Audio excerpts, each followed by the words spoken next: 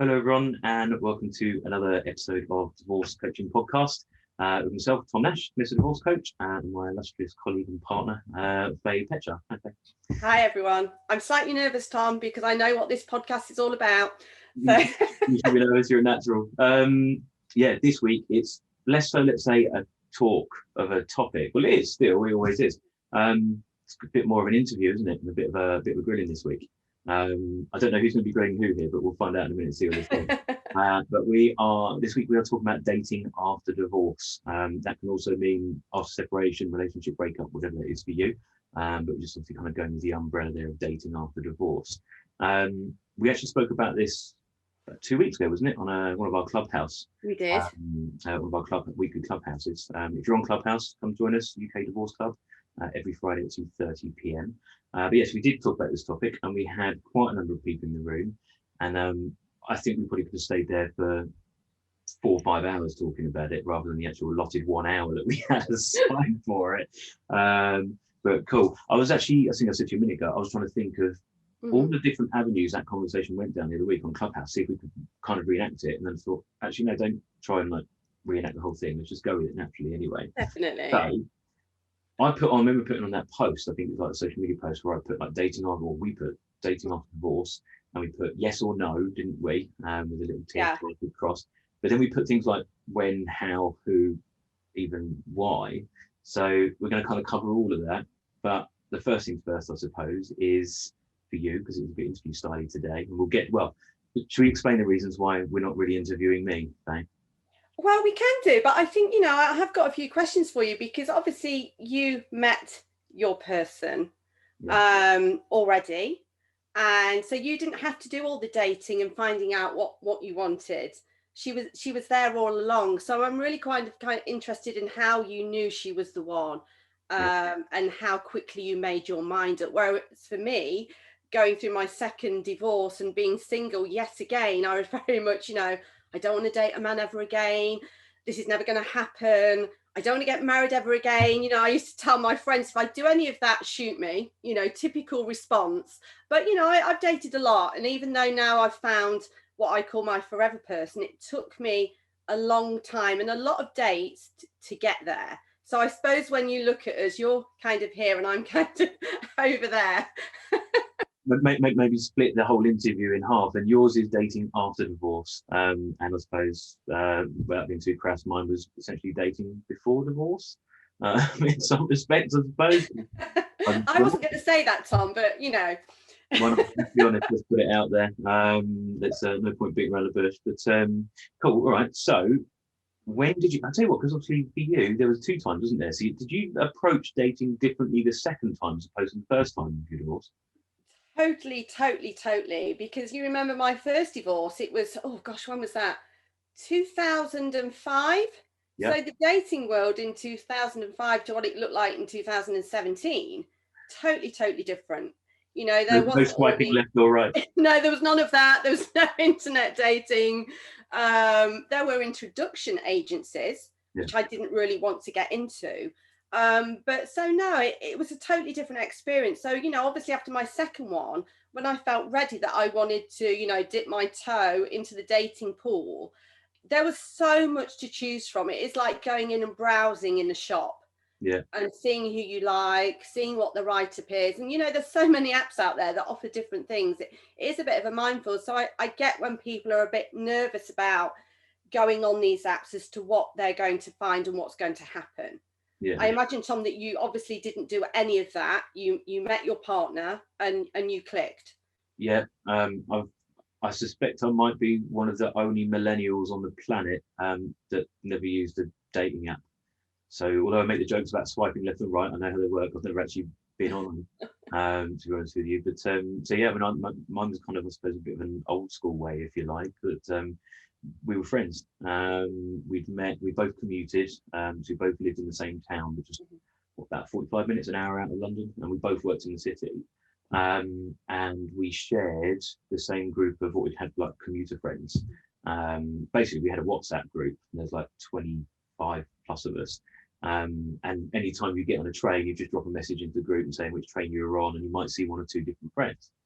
Well, Donna had Donna and her ex-husband already split up months before I ever met her.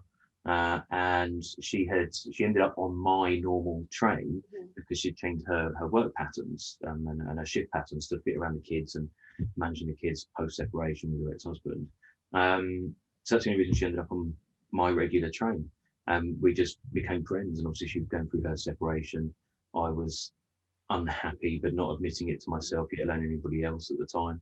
And just kind of the relationship blossomed from there, really. So hence why, without being, like I said earlier, without being too crass or it being a bit kind of, oh, it doesn't sound very nice for my ex-wife, and doesn't paint me out in the nicest light, I suppose, in some respects. It kind of was dating before divorce, if you like. And a bit old school, get like meet a real human. I couldn't swipe left or right to get to bugger off, or if I didn't like her, sort of thing. No. So it's a bit more analog, I think, is probably the best way. Because I wrote down earlier I wrote a question about digital dating because I was going to ask you about it in a minute. I suppose mine was very analog. Let's put it like that. I don't know, but putting it like that, I didn't actually know that you met on a train. I mean, when you put it like that, Tom, it sounds so romantic. Wasn't there a BBC series with Neil Morrissey, and then he met someone on a train, which I remember watching it. It was an excellent film. So that actually sounds really, really romantic, as opposed to me meeting people on Tinder or Plenty of Fish or Match or Elite Singles or whatever is out there. There's so many, which I won't bore you with. Well, in a minute. But what's funny about that is, before we'd actually met, we were in this same WhatsApp group with the same group of friends. That we all just knew each other from commuting because we all lived in the same town, so we basically got on and off at the same stations. And that's how we all knew each other. And again, you say it sounds really romantic, but I suppose it was in a way. But the reason that we all knew each other was because it was a long train journey. There was a bar on our train, so the essence was that actually it started over having the after work drink on the way home on the train. So a bit, I suppose a moving bar, as it was to a static one. But she said so many times about how she used to say to other people in the train group, like, who the hell is this Tom guy? Does he ever shut up? She was just like, he's on WhatsApp all the time. He's always putting in a joke. He's got a funny meme or an anecdote, or he's commenting what anybody else is saying. And she said, I just think this guy's such a prat. She didn't think she was going to like me. And then I remember sitting down, actually, I remember the day, I sat down on the train and one of our other friends turned around and went, oh, Tom, this is Donna, this is Tom.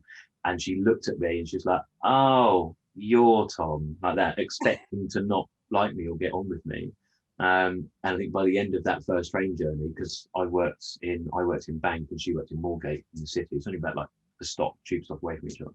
So we used to walk, and then every day just became a bit of a thing because we became friends, and we just used to walk with each other to the station, then spend our time on the train with our friends and just got to know each other that way. So that's good. And did you know very quickly on that there was going to be something special here, or was it a slow, what we call a slow burner? No, it was pretty quick to recognise that this was someone special and that I had that kind of spark with very, very quickly. Obviously, there was a lot of other stuff going on in the background within my own world at the time. So it's also that bit of guilt of that you kind of relish it and you love it and you enjoy it, but you're also then feeling really guilty and shameful and resentful for the fact that it is there because you know that you shouldn't. I mean, right. I always say maybe at the time, maybe it felt a little bit like right person, wrong time. Well, not wrong time, but right person, wrong situation. Per se, because obviously Donna was already single effectively. They'd been separated for months, whereas I wasn't. So that made it, that brought its own set of questions and internal conflicts and all of that sort of stuff. I mean, I've said it before about where, as I deem the levers, that I think there's this common misconception in society that if you are a lever, you automatically ride off into the sunset on a unicorn with a spring in your step. And while a lot of people may do, they're still going on their own emotional roller coaster, and they might be dealing with a lot of those guilts and shames, and even though it's feeling right, that actually they know that it is wrong for others, and how it impacts them. We've never actually been that frank and honest on this before. I thought we have, but I've just started to realise, oh shit, people are not going to like me now. It's going to go horribly wrong. All the time, though, Tom, and that is not the case. I think the fact that we are quite honest about our experiences, this is why we do this, isn't it? To let people know that we're human and we've been there. Yeah. And, you know, we've struggled. And, you know, when I think about, you know, so many people on dating apps, you know, I got a few friends when I was single, and we were kind of like a little crew. We were all single, we're all on dating apps. We all want to meet someone that we have that spark with, that elusive spark, and who knows what that is going to feel like, what that's going to look like.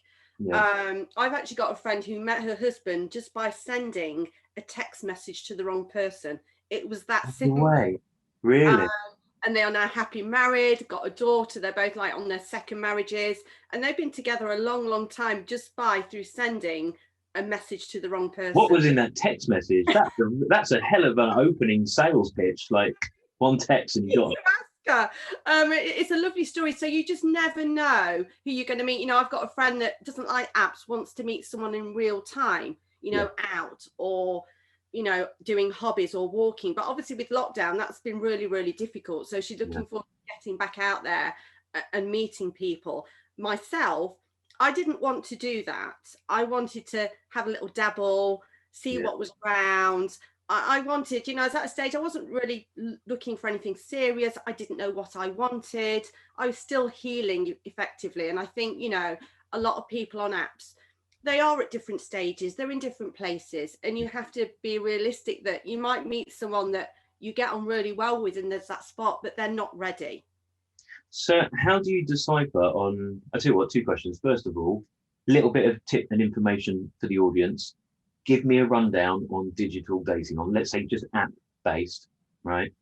Are there different ones for different things? Is it like there's Bumble, Tinder, Plenty of Fish, etc. Yes. Are there ones that I've always seen, and this is just, I suppose, from a marketing perspective, what I perceive, I've always perceived Match.com is someone that's looking for serious relationship, long-term marriage, kids, blah, blah, blah, etc. It works. I get the sense that the others are, I'm trying to think of the nicest way of putting it, but a slightly more instant access, maybe, is a nice way of putting it, like at your fingertips, like that one. It's like picking curtains. Yeah. Right? And I get where you come from. And it's strange because when I started dating, I think there was that behind certain apps, definitely. Right. A lot of apps were free, a lot of apps you had to pay for. Since lockdown, I think, from, not that I've been on any, I don't need to now, but I think a lot of people now pay, whereas Plenty of Fish, Tinder used to be free. Yeah. I think now apps have, you know, and dating agencies, they're kind of up their game to say, look, we're serious. Yeah. So yeah, Plenty of Fish, when I used to go on there, you never knew who you were going to meet. It was an education. I used to laugh out loud at some of the messages, some of the pictures that I'd get sent. You know, hold on, you laughed at the pictures you got sent. Yes. That sounds like a whole other topic. We'll come back to that. Yeah, let's not go there. You know, Tinder the same. You know, you got things like say Match and eHarmony, where you'd pay for them, and you got a certain sort of people. You knew the people on there were honest and they wanted to find someone because they paid for the service. Yeah. Elite Singles does what it says on the tin. Professional People, it was a little bit more expensive. So I used to dabble in quite a bit of that, just to see and get a feel for things. It's strange that actually I met my partner on Tinder. I mean, I would never have thought that I would have met my partner on Tinder, but there you go. We just happened to swipe the right way at the right time and got talking very quickly. So I would never say to people now, don't go on that because it's got a reputation, because that is not the case. I think you just have to be very savvy. You know, I learned lots and lots of lessons by going on dating apps. See, that even in itself is still very sweet and romantic, in that, like, from a tech perspective, it's technically romantic, I suppose, in a funny way, because it still has that essence of the same as, like, your friend likes to meet people in person, how Donna and I met in real life, sort of analog sort of thing, because it's, like you said, it still takes the right person at the right time, when they're in their own right place, to be able to swipe the same way and then get that connection and build it from there.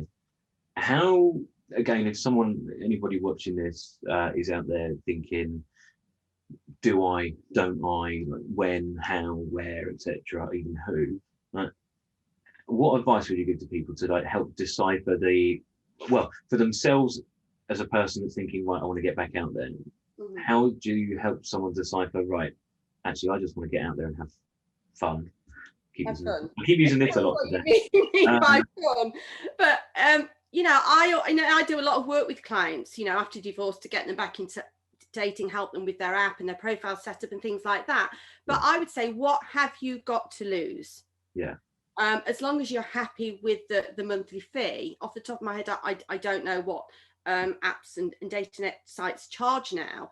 But I would say, have fun with it. Don't take anything too seriously, because there are people on there that will not put a picture up of themselves. There are people on there that will stretch the truth. There are catfishes on there and kitten fishes. And I know you're going to ask me in a moment, I nearly succumbed to a catfish. Very nearly. So I've since found out, because you educated me, but go on then, let's tell, for those that don't know what the 21st century phrases are for digital dating. what is catfishing, but also what's kitten fishing? What's the difference? Okay, so obviously a catfish being a bigger fish and a kitten fish being a smaller fish is the amount of misleading information that is put on there. So, there are people that will go and steal people's profile pictures of Instagram generally, put that up as their profile picture, build up a story and message ladies and women and saying, look, you look great, let's get together. And they will get you off the site very quickly by emailing you. So if someone's saying to that, I was quite naive then, and I considered myself quite dating savvy at that point. I was still taken in by this guy with all these great photos. He seemed to say the right thing. So I happily started an email conversation with him. I never got too hung up in it because I was speaking to other people. Yeah. But alarm bells started ringing for me was when he wouldn't call me, because I would like to speak to the people that I was messaging without leaving it too long. He was out of the country. And then when he asked me for money, now this was supposed to be a business guy who knew what he wanted from life, was actually asking me for money. No way. So then it was, no, this isn't right. And when I called him out on it, he got very, very nasty. And there's a few programs I watched them. Is it For Love or Money that's on BBC One about people that are taken in by catfishers? And this poor woman that was on there last week, she actually handed over at least £30,000 of her personal savings to someone she'd never even met. That's mad. And that is heartbreaking. That's sad. That's really sad. So that's catfishing, and it's dangerous because it is people preying and manipulating people that are heartbroken, who want to find love. And as I say, who were trying to get back out there after the breakdown of a big relationship as well. Yeah. And I just feel really lucky that I knew that, hang on, this isn't right. Yeah. And kitten fishing is just smaller, and it could be lies lying about your age, not putting on the correct picture, lying about what you do. So it's very small things. Me telling someone that I'm 5'10". I don't know how tall you are, Tom, so I can't possibly. No, to be fair, I am actually 5'10", but everyone always looks at me and goes, "No, you're not." It's funny. I was on another. I was being as a guest recording a podcast very recently, 2 days ago actually, on Saturday, and it's for an American thing that I was invited to, and they were all talking. I was the only English person there. They were all talking about different categories, names, and all the buzzwords and the dating bit. And obviously, I did say something at the start, like, "Count me out. This is not my bag. I don't know what you're talking about." And then someone mentioned something about ENM. You ever heard of that? No, I haven't. What does that stand for? Yes, I've got something that you didn't know about. Again, it might be an Americanism. I don't know. Any English people watching, please just send us a message and comment and tell me that I'm not going mad. And apparently, this is a global thing. ENM, I keep looking down here because I wrote it down, stands for ethical non-monogamous, or non-monogamy. So it's actually when you are, both parties are not an open relationship, because you're not in a full-time relationship, you're not in a committed monogamous relationship and then having an open, but it's just very much open, of you are both openly seeing other people, that you both accept that you both know that you're not the only one, etc. But a bit more kind of long term. And that's something I learned the other day, which apparently was kind of a new thing. I'm not quite sure what label I put on that. It did go on a lot. And to a certain extent, I'll be very truthful and say at the beginning, I didn't want anything committed. I was happy to what I call circular date, and that is dating 2 or 3 people at the same time. And I'm not talking about getting physical with any of them, because I think the water gets muddied when you do that. But, you know, having coffee with one person one day, going out for a walk another day, you know, going to the cinema on another day, and not getting too bogged down, getting to know that person. And then when you get to the stage where, you know, you connect with one above the other, that's when you can start having what I call the chat over, where is this going? Do you want to be exclusive? And that's the way that I played it. I wasn't always like that. I just wanted to get out, see who was out there, meet people. Yeah. So what was one of the scariest things then at the very start? Because if anyone that's watching this, it's like really early stages, maybe it's still quite raw for you, that the end of your relationship, but you are starting to think, do you know what, I want to be happy again, and I want to start. I'm not quite ready yet, but maybe I might in a couple of weeks, couple of months. So what advice would you give to someone about, like, if there are things that they might be worried about, common things? Yeah, definitely. You know, when you're just talking about, you know, rebound relationships are very, very common, because you will jump into something without thinking it through, because actually you want to fill that gap and that space, and you want to feel happy. And there's nothing wrong with that, as long as you're very honest and open with the person that you did. And you may not know it's a rebound. So I think, you know, you've got to sit and think about, why am I dating? What do I want to achieve by this? I think I might have mentioned I had a date with a guy while I was dating in Birmingham, and he was a lovely guy, but he spent the whole date getting quite upset about his relationship. I ended up giving him a very informal coaching session, and it transpired that he'd only split up with his long-term partner last week. Aww. So you had a discovery date then, rather than a bit of a discovery date. That was very start when I was training to be a coach, and just sort of had this idea in my head that this is what I wanted to do. But he'd only broken up with his partner last week, the week before. So he was in no fit state to start relationship. And I think, you know, it took him to have a date with me. I'm not sure whether that's a good or bad thing, to think I'm not ready to date. Yeah.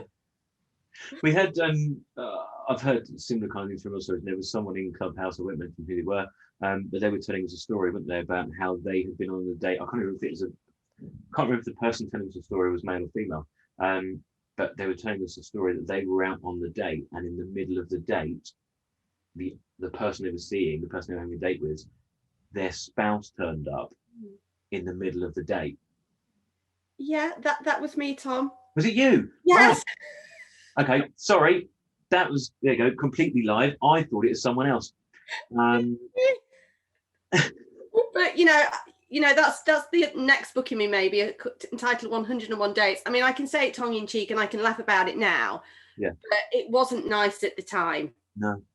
And I did, as I said, I took myself out of that situation extremely quickly, because I didn't want to be part of a relationship breaking down or a marriage breaking down. And, you know, I learned very quickly that I didn't want to date a guy that was still living in the same house as his ex. Maybe they were getting separated. I didn't want to date a guy that had only just broken up with someone. So I had very strict parameters of what I wanted, because I wanted that person to be ready. You know, if I was meeting a guy and they were saying, oh, you're my first date, I'd think, oh, okay, maybe you need to date a little bit more.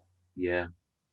So I learned very quickly what I did want and what I looked for, which sounds as if I got this huge chic that came out every day. It wasn't as bad as that, but you know, some people, like you say, everyone's got their own agenda, what they want, and it's just, you have to find someone that just clicks with you. So as I say, so another bit of advice then maybe is helping people, and again, I know you've said this before, when you're working with clients, when they are becoming ready and starting to get out there, but not quite sure the how, when, where, what, why, etc. Is maybe creating, it sounds like kind of, like I said, not this big scroll of a checklist, but some kind of your own personal boundaries of acceptance of what is right and wrong for you in terms of your values and what you want. definitely. Maybe you know your no-go is that I don't want to date a smoker, or maybe, which is can be quite a contentious issue.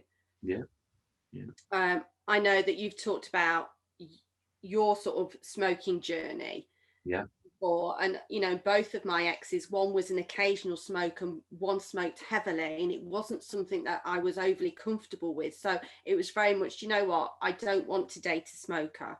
And that's nothing against anybody. That was just what I'd created for myself, that I didn't want to do that. yeah, yeah. No, that's cool. No, I completely get that. No, I think that's cool. Okay, nice. You said you had questions for me as well. I feel like I've just been bombarded with. Okay. It is, and I just want to, you know, for you, Tom, do you feel as if, I'm trying to put this in a nice way, that you've, and I know what you're going to tell me, do you feel that you've missed out on having that chance to date, or are you very content and happy? Yeah. Yeah. I knew you were going to say that. No, not at all. I do, and I've actually joked about this with Donna, and even I think it was myself, Donna, and Leonie, my Donna's daughter, my stepdaughter, and I have joked about, hey, look, we should just set up, because I've never known. I was like, should we just set me up with a Tinder profile, just see if anybody swipes, right? Like just a little bit. And basically, she said, well, what, just to boost your ego even more. But no, I've no, I don't have any FOMO when it comes to when it comes to dating or dating apps, etc. It's yeah, no, I'm very, very happy. Very happy, and that's, you know, that's a good litmus test paper, isn't it, when you meet that person that you've got no interest in dating anyone else. Because my friends used to say, when I met the partner I've got now, they said, oh my gosh, babe, he must be special because you don't date anymore. So that was a good thing for me. And you know, on the opposite side of the coin, when you are single, you do get jealous of couples that you see in the street, you know, walking hand in hand with their families, because you're sitting there thinking, I haven't got that. I've lost my family. I'm now on my own. So it kind of works both ways. It's always the adage, isn't it? We want what we don't have. Yeah. I have always said though, that if, fingers crossed, touch wood, obviously hope we don't, don't see any reason why we should, but if Donna and I were to ever separate, whether that was a month, a year, a decade, and again, things change, perspectives change, etc., and depending on what's going on at the time, circumstance-wise. But for me, I think I'd stay single, but not from a purposes of I just want to go out and do the dating game and go on Tinder and blah blah blah. I think if Donna and I were to split up, I'd just stay by myself for a while, because I wouldn't want to be with anybody else, and I'm very happy where I am. So. I get that. I often have this conversation with my friends that if I split up with my current partner, obviously we don't live together, we're very independent of each other, that I wouldn't jump into dating again. I feel as if I got that out of my system at the time and made full use of it, and met some great people who I still chat to occasionally and see how they're getting on, and they've got new partners, which is great. You know, it's nice to hear that the people I've met are doing well. I haven't kept in contact with every single date that I had, obviously, but just a few that I got on with. It's really nice to be in contact with them, and my partner is fully respective of that. So it's nice to kind of, you know, when you start this dating journey, that you can design the partnership that you want. Yeah. You know, I was married a long time for both times. I think it was, I don't know, 10 to 15 years the first time I was married, and 11 years the second time. So, you know, I took a bit of time to think, actually, I want to have the relationship that I truly want. So I had to find that out, and I had to date in order to find that person. You get married again? Oh gosh, again, that is a shoot me question. If I ever said that, you know, a few years on, I'm kind of a little bit more happy to talk about it. It sits better with me. I can never say never, but I'm certainly not ready for that now. I'm happy with the status quo at the moment, and I'm very much, you know, if it works, why change it? But who knows? What about you, Tom? Would you get married again? I would. Yeah. I would. And we've spoken about it several times. I think that just at the minute, the way the things are in the world anyway, and we've been together for just over 4 years, and in that time we have all moved in together, put our families together with all 4 kids, worked through that process of creating a blended family and creating an environment and traditions and rules and boundaries and chores and everything, moved house, furnishing, etc. So yes, but there's been so much in the last 4 years that actually it's something that could just be parked for the moment and come to it another day, especially when friends and family can then be with you again and not worried about losing deposits and stuff like that. I'm just very happy with the way things are at the moment, but one day, yeah, I'm sure we will. Yeah. So you and your partner, you have, is it, what's the phrase? Is it Lab. Yeah, living apart together. Cool. Right. We said that in unison. How cute was that? Because I know I know some clients, friends even, who this really seems to work for. I think more so, especially whether it's you've come out of long-term relationships, marriages, whatever it might be, you're co-parenting or something in your careers. One good friend of mine, really good friend of mine, she lives here around the corner from me in the same village. Her husband lives in France, and pre-pandemic, the non-kid weekends they would do alternates. So he'd be here one weekend, she'd go to Paris one weekend, and on their kid weekends they'd both spend with their kids in their respective, you'd say their respective homes, but their respective countries in this respect, and that works really well for them. They've also always said like they always get to look forward to missing each other and getting to see each other. It's like a constant honeymoon period cycle. I'd vouch for that actually. It's good, and I think it's becoming more acceptable for people of an older generation that are getting divorced, that they don't want to go into this let's live together. They've had their kids, and one reason that we have never decided to live together is that I've still got my kids at home. My partner, his children are at uni, and he's very busy. He lives about half an hour away from me, so we don't, the thought of him coming to live with me or vice versa, I think it would just upset the status quo when it works quite well. My children are used to having me for them in the week when they need me. I'll see my partner at the weekends, and you're right, you get a chance to miss each other. It is like going through the honeymoon again and again and again and again.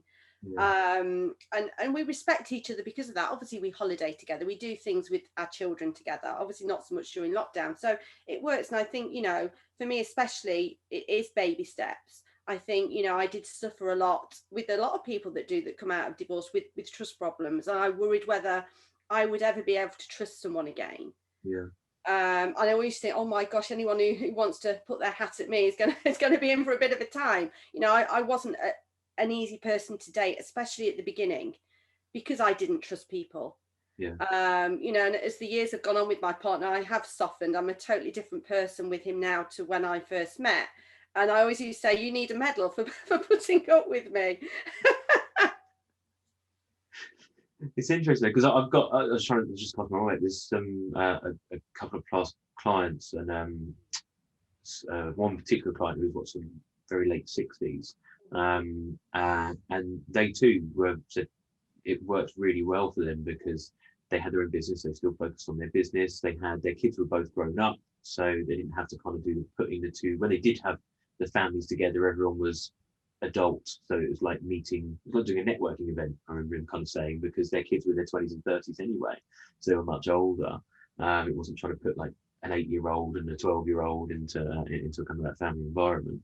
And again, so it felt like they could do their own things, go off and play golf or whatever it might be, etc., and have some and still have their own life in their own space, and but also have this committed time on the days that they were together, sort of thing. So I think it's one of the other things as well, isn't it? If you're going through the process of separating and divorcing, and you're starting to think, how the hell am I ever going to meet anyone? Where am I going to meet anyone? Do I have to just immediately commit to someone? And I think for a lot of time, people do tend to assume they're going to look for someone they're going to go straight back into, like you said, immediately back into a long-term relationship, like myself, I suppose, or expect that the next relationship should be as or more successful, or sometimes even go into relationships expecting the worst as well, that actually, if it happened with my ex, could this happen again as well? So just letting people know that there's so many different ways of doing it, that you can still be you, get back to finding you, do the things that you love and you want to do, live apart together, as it were. I think the pandemic, I think, is a great example of that when it comes to people's working groups, because we've all been working together whilst working apart. It's the same thing. It's just from a relationship perspective. Cool. All right.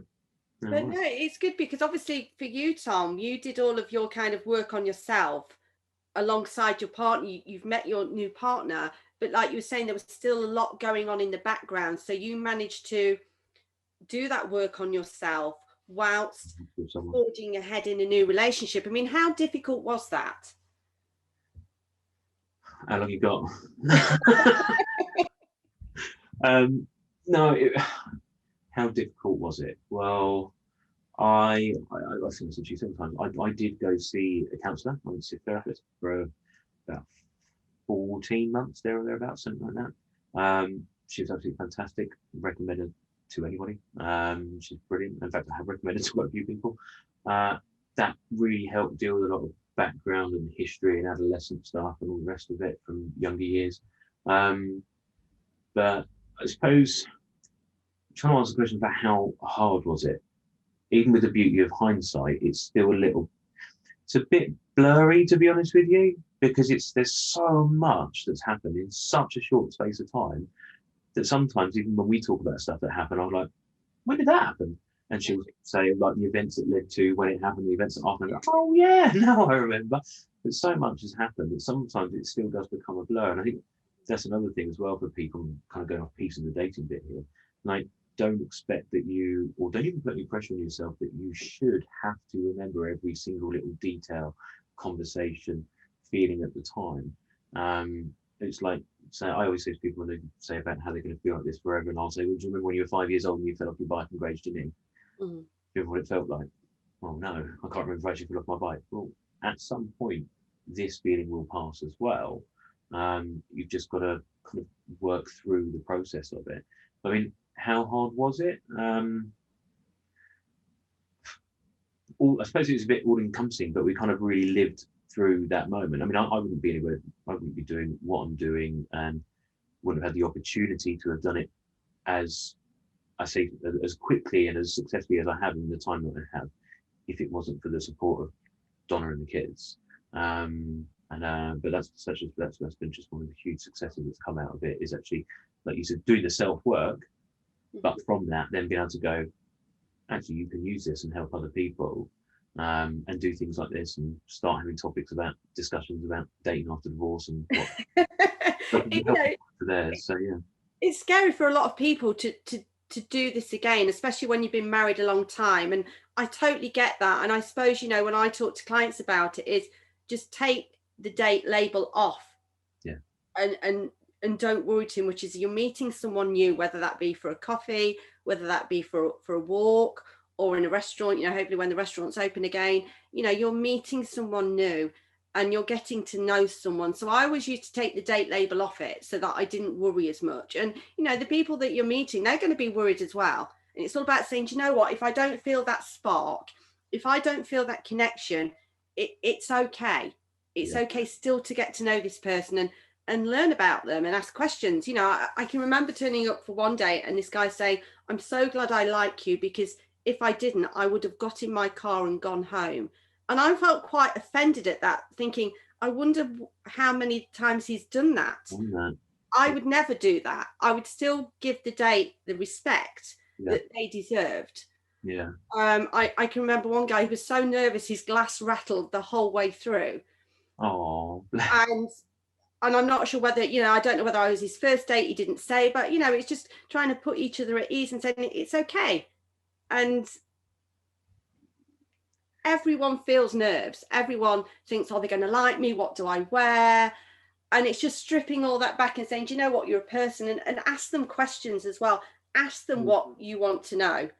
Yeah. I mean, I wouldn't sit there and suggest that people sit there and tell their story. Nobody wants to hear that on a first date, obviously. Yeah. And that happens if you carry on dating them. But kind of get to the crux of it, how long have you been married? My thing was, and I suppose because of my marriage's ending in infidelity, I was very, how did your marriage's relationships end? Yeah. Because if they said, well, I cheated on my wife or my partner, I'd be sitting there thinking, oh, I'm not sure whether I want to do this. Yeah. And that was just because of my experiences. I would never tar everyone with the same brush, and everyone makes mistakes and makes their choices. But that was always a little bit, oh, I'm not sure about this now. It used to kind of frighten me a little bit. Yeah. So I liken it a bit to, I mean, it's because I've spent 15 years in recruitment before doing this, but it's a bit like the interview process, in terms of like, yeah, people get nervous at their interviews. I always used to remind candidates the interview is an opportunity for you to be interviewing the client, not just the other way around. And in actual fact, so I used to have people that would say, well, I didn't like this about it, or I didn't like that, or, and there's loads of, on LinkedIn, there's always inspirational quotes about it and things like that when it comes to kind of, let's say, the job interview side of things, if you're using that analogy. And it is a bit, well, if that company doesn't treat their staff in the way that you would want to be treated, much the same as a partner wouldn't treat their partner in the same way that you would be treated, well, that's okay. They're just not for you, right? And it's you've got to, it's the filtering process, I suppose. It is, and that's different for everyone. You know, I'd meet guys that didn't actually tick any of my criteria, but we got on so well, and I'd laugh the whole way through, and it was great. You know, I met people that actually I really liked them, but socially and emotionally there was just no connect there. Yeah. I was quite bored, and you know, that spark is different for everyone. And I, you know, if you were going to ask me, Tom, what's my best tip, I would say if you're speaking to someone through the chat boxes online on a dating app, get to a telephone conversation before you meet them in person. That works so well for me. I can remember chatting to a guy for a few weeks thinking, yeah, this seems great. You know, I think we're really going to get on. We had a telephone conversation, and from that conversation, I thought, no, I don't want to meet this person. Yeah. We just didn't get on the telephone. So the kind of the relationship and that connection from the keyboard was different to the vocal. They're actually hearing their voice and how you interact. My partner now, we went very quickly from texting to being on the phone within a matter of days. And we got on so well on the phone. We laughed. We've been on the phone for hours talking about random things. We knew we were going to get on. Our worry was that when we actually got to meet each other face to face, would we then feel shortchanged? And we had this little joke that we just take our phones and we can talk to each other on our phones on a date. So, you know, talking to someone is a really good way of getting that next step.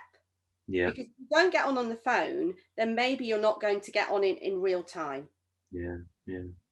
There was someone else again, I think it was on the Clubhouse chat, that was saying about, or it might have been somewhere else, I can't remember now, that was saying about how they started going on some dates and dating people that wouldn't normally have typically have necessarily ticked their box or had matched maybe all of the criteria. And I can't remember who it was now, but it's something about kind of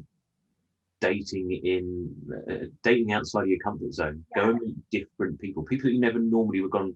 That's someone I'll go, and you may be surprised that actually you find a connection and etc. So again, don't be kind of too dismissing, I think was the person's the attendee's point to that. Yeah, definitely. I think that was a great point. I'm glad that wasn't me this time, Tom. Wasn't me either. You that said that, but I totally get that, because I always say you're never going to get 100% of what you want. Yeah. You know, you've got to say, you know, 60 to 80%, great. Yeah. And, you know, as we all know in relationships, you have to compromise, you have to adjust, you have to make allowances, you have to be compassionate and respectful. So, you know, I think dating outside your normal type, or what you think is your type, is a great idea. I think one of the biggest kind of boundaries on these sites is age. People say, I don't want to date a guy or a girl over a certain age. Yeah. And I think that is such a big mistake, because if you were to kind of broaden your parameters a little bit, you might find that person, even if they're 2 years older than your preferred age. Yeah. Yeah. So I advise anyone just to, like you say, just broaden those boundaries a little bit, because you never know. Expand your parameters. Yes. Cool. All right. Well, I think I've given you enough questions for one day about dating. You can kind of mop your brow and take a sigh of relief now. But yeah, cool. Now that's it for me. Do you have anything else that you can ask me? I have actually. Oh, damn it. Go on. Would you change anything when you think about when you met your partner and how you met? and how things have gone, is that if there's anything that you could go back and do again, what would it be?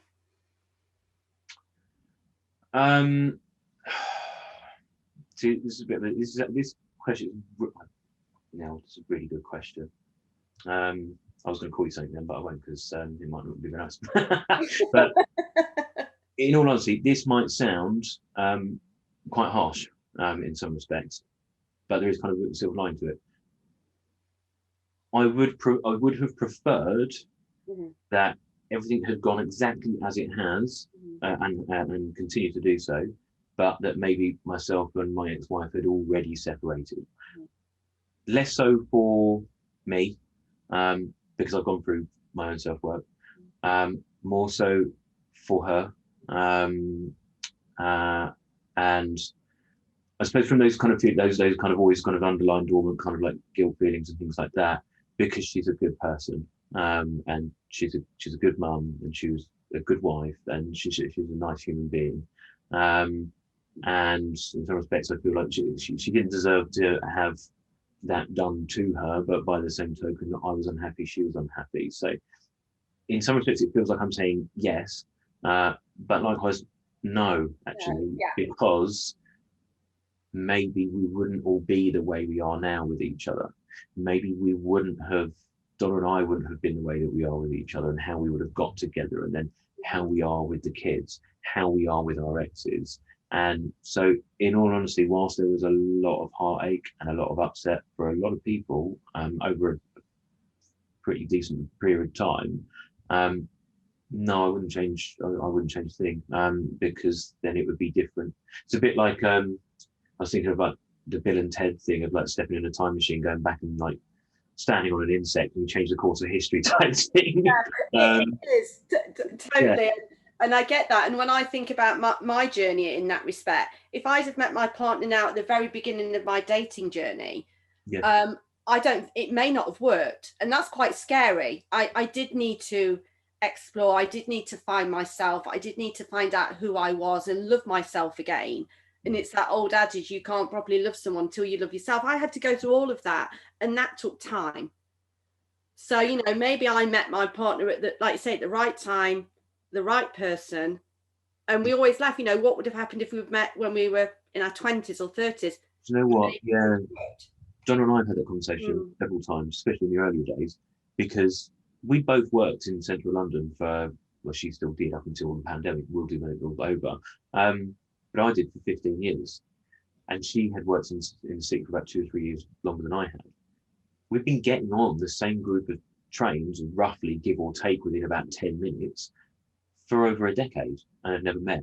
We lived literally a village apart, and she used to cycle past my house to go to the station. Wow. So, and we knew a lot of the same people. There were so many different little touch points over the years that you could have met.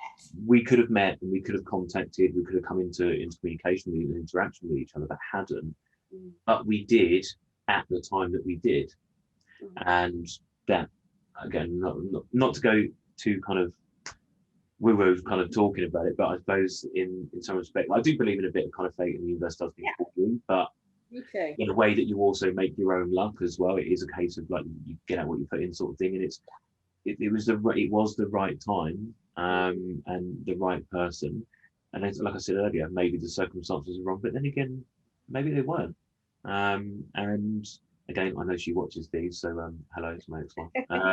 But also for her, as hard as that was, and as emotionally painstaking it was for her, going through that situation, being on the other end of our situation, maybe, I hope she doesn't get me into this later when she picks kids up, maybe it was something that she also had to go through that is going to benefit and help her in her relationship with her partner now. Like, I'll be honest with you, I love seeing her happy now when I see her with her other half.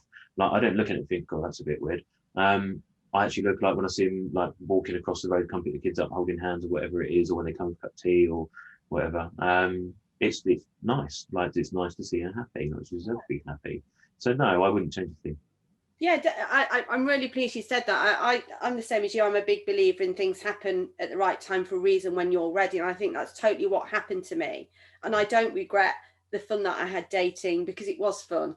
I mean, if anyone tells you dating is easy, it's not. It's hard work. You have to, you know, have time to date, and you have to put the effort in. But for me, it was, you know what, if I don't put the effort in, I'm not going to meet the person that was right for me. Yeah. And I just happened to be on Tinder at the same time that he was. So, you know, that worked for me. So I would tell anyone, don't be put off by what you think that particular dating app is like, because I think they've all had a major overhaul.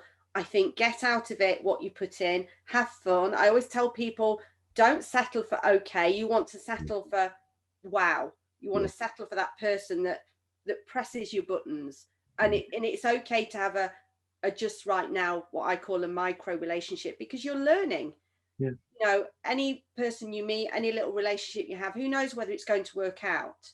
It's how you handle it. And so I tell anyone just to give it a go, and to have fun, and not to take it too seriously, and be honest. Be honest about your journey, and where you're from, and what you want. Now got me thinking about fate and the stars aligning. I'm just trying to figure out how I get that to work in terms of the winning lottery numbers and getting me on the sofa with Phil and Holly on this morning talking about this.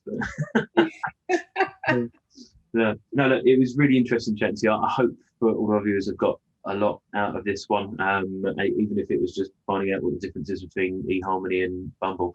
Although we didn't mention Bumble. Bumble is a brilliant app for women. For women. It is, because women take control. I used to love Bumble because a guy could only message you if you liked them and you took control. So if you didn't like the look of him, you didn't have to hear from them. And if you didn't message them within 24 hours, they'd be gone in a puff of smoke. I'm not quite sure what it's like now, but Bumble is a great app for women. That's a bit military, right? There you go. Again, learn something every day. I didn't know that. Not that I'll ever be on it, fingers crossed. Anyway, right. So no, look, thanks for all of your honesty and answering all those questions today, Faye. And thanks for throwing a lot of left field questions to me I wasn't expecting. But yeah, audience, as always, thanks for watching. I hope you enjoyed our candour and our honesty. Please leave any comments that you'd like, even if you are my current or ex-partner and say something to me. But yeah, no, by all means, please do like, share and comment. We've got another number. In fact, actually, we've been sorting out a recording schedule today. We've got a lot, haven't we, coming up? Some really interesting people, topics of conversation. I'm really, really looking forward to the next, I think we've got 6 months worth, haven't we, Tom? I've done a schedule all the way through to the end of the year, all the way to December.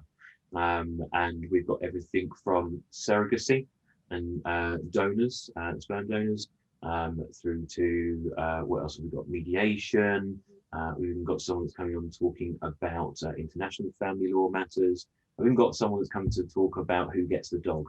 Although when I put up that post about who wants to talk about that, it's not just the dog. Like, it can be hamster, cat, anything, whatever you want.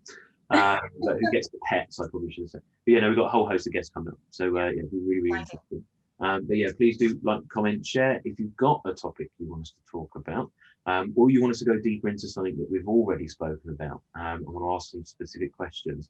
Please do leave a comment. Likewise, even if you aren't a lawyer or a mediator or a counsellor or a coach, if you want to come and talk about your story, your experience, maybe you can come on and actually get a bit of a live coaching session going and talk about what's going on for you, and get me and Faye helping you live on the recording. Because that would be good, wouldn't it? That'd be really cool, yeah. Then yeah, please do get in touch with myself or Faye. At the end of the video, all of our contact info pops up. You can also find us on Instagram, Facebook, etc. And you can find us for Faye Petra as Feel Positive Coaching, or just put Tom Nash, Mr. Divorce Coach, onto Google, and you'll find one of us there. But apart from that, thanks for watching. Bye. Thank you.